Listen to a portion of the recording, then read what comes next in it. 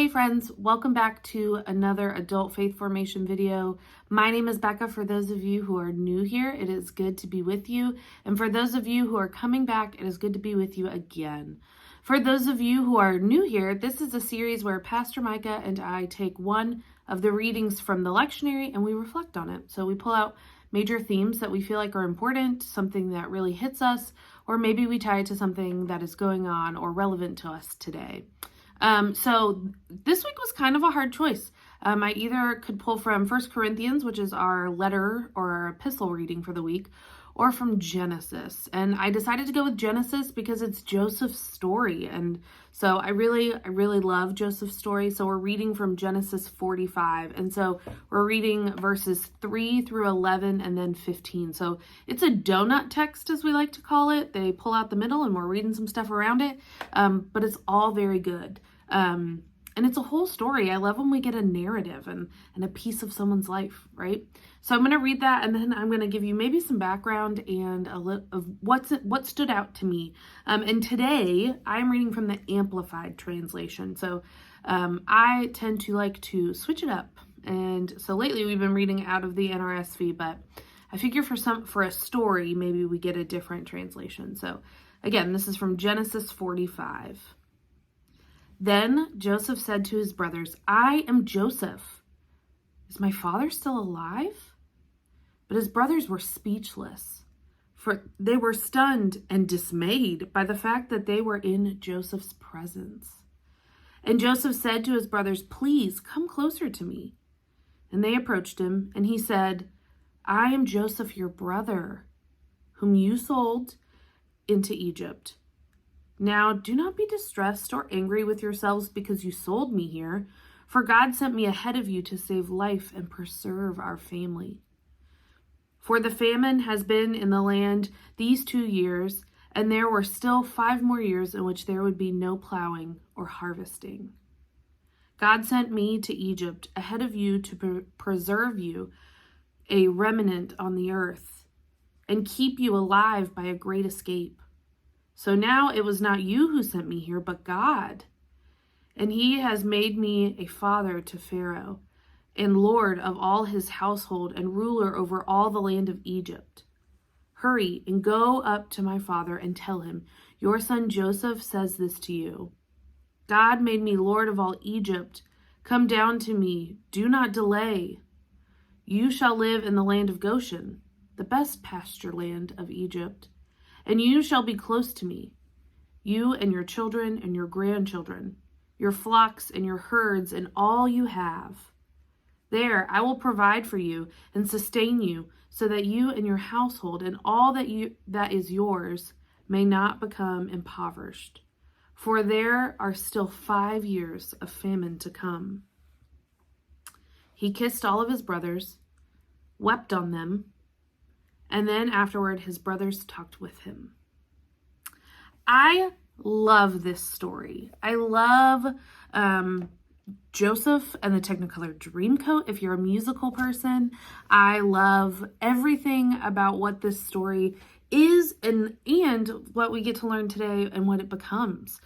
So first, Joseph was sold into slavery. So in our text, it says sold into Egypt. That is slavery in Egypt. And he was sold by his brothers. Could you imagine being betrayed by your 11 other brothers and sold into slavery? I could not imagine. And as somebody with a sibling, 2 siblings, that can be very annoying, I still never thought about selling my siblings.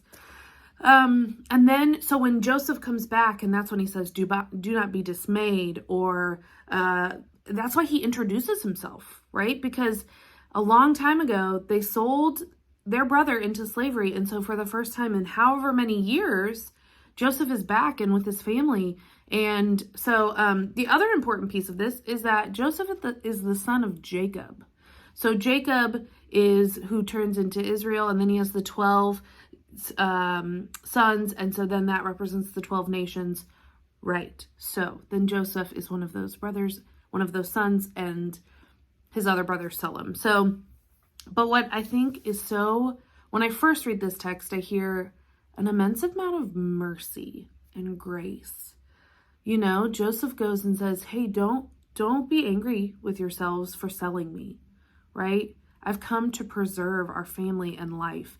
So that is a theme through Joseph's story. His narrative is that this preservation of life, this preservation of family, it is evident that one of the themes is that God cares about preserving life, preserving creation, right? And so we see that in this story by Joseph saying, I'm going to take you from here because there are more years of famine to come. So they've sold their brother into slavery. There's 11 of them. They're not eating.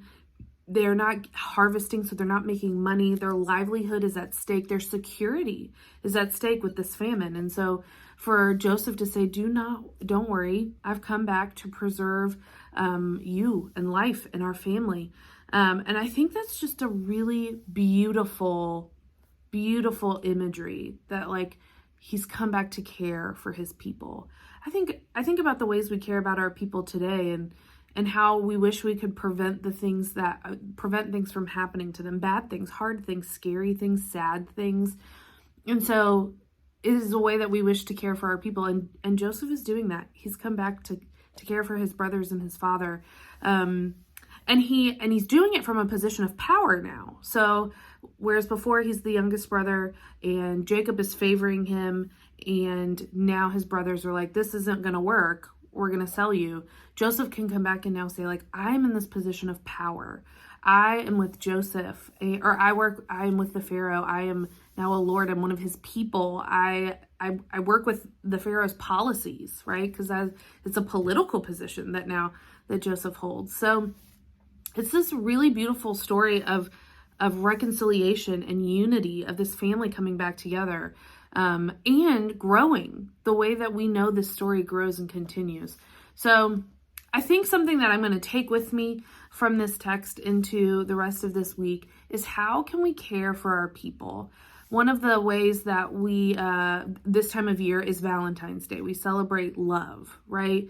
But this holiday is traditionally known for this romantic love, right? These people that we're in love with, we're married to, we're in romantic relationships with, but love lives outside of romantic relationships. You can have love for your hobbies, for your friends, for your animals, your kids, people who have died and you miss them. That love still lives on, right? So there is love that lives outside of romantic relationships. And how do we celebrate that love? How do we take care of the things that we love or the people that we love, right? And so as we reflect on Valentine's Day, as we reflect on Joseph's journey and his story, and this piece of the story is Joseph coming to care and love for his people. And it's not romantic. It is familial. It is his foundation, right? It's his family. So I am challenged by this text to find and celebrate and love my people that are part of my foundation, part of my the creation of who I am, right? I think about friends who have had an impact on my life, my family who's had an impact on my life, and the people who have shared these faithful stories, and the people that I will also share those faithful stories with, and the people that I will spend my time with. So as we marinate on love this week and this time of year, I hope that you will marinate on a love that is romantic and not romantic, in ways that we can love our people, because Valentine's Day and love is not the only time of year we have to celebrate love, and we can celebrate a love that's not romantic. So maybe you spend some time being grateful for those things and people that show you and you get to love. Friends, if you would like to read this story from any translation, it's Genesis 45, verses 3 through 11, and then 15. Again, it's a donut text. However, I think the text in the middle is really good too, so I support you choosing to read that as well.